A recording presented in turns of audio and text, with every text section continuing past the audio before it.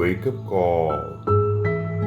On that day, says the Lord of hosts, I will take you, O Zerubbabel, my servant, son of Shealtiel, says the Lord, and make you like a signet ring, for I have chosen you, says the Lord of hosts.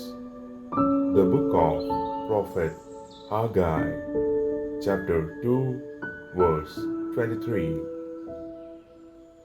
ഷെയാൽത്തിയേലിന്റെ മകനും എൻ്റെ ദാസനുമായ സെറുബാബേലേ, അന്നു ഞാൻ നിന്നെ എൻ്റെ മുദ്രമോതിരം പോലെയാക്കും.